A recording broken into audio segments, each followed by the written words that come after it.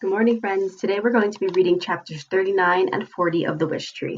The chapters, as you approach the end of the book, get shorter and shorter, so that's why I've been posting both chapters into one video to make it a little bit easier.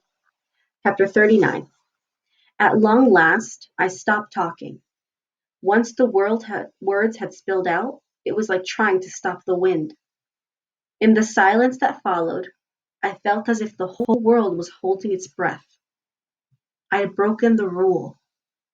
Stephen and Samar still stared open-mouthed at me. They looked as rooted to the ground as I was. If you remember a couple of chapters ago, before Red started giving us a little bit of a history lesson of how his story with Maeve came about, he had just spoken to Stephen and Samar, and that's the one forbidden rule that trees are not supposed to speak out loud to humans.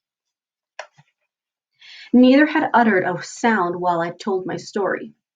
The front door to Stephen's house opened. "Stephen?" called his father. "What the heck are you doing, young man?" Stephen leapt to his feet. Here I come, Dad. Night, Samar." "Night, Stephen," she said. Stephen dashed toward the porch, but stopped halfway. He spun around to look at me. "Thanks?" he said in a quizzical voice, using the same tone he might have used if Bongo had just made him pancakes. The door slammed behind him. Samar stood, holding her blanket to her chest.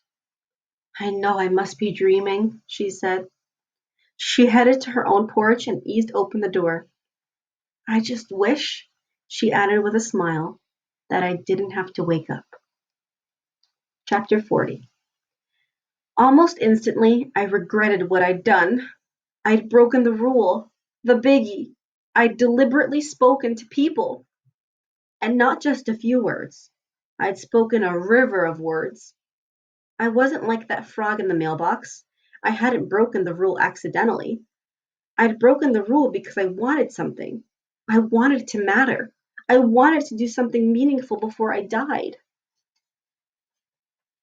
I'd done it for myself. After the shocked babies and their equally shocked parents were safely ensconced in their dens, I admitted my feelings to Bongo. I waited for her to yell at me. Bongo is good at yelling. Extremely good. You might even say she has a gift. "Why did I do it, Bongo?" I murmured. "Why?" She flew to home plate. She stroked my rough bark with her sleek head. "You did it, my wise old tree, because you had a story to tell." "It was foolish," I said. "I'm not supposed to be foolish." "Not so foolish," Bongo said. "Just hopeful. And everyone needs to hope, Red. Even wise old trees."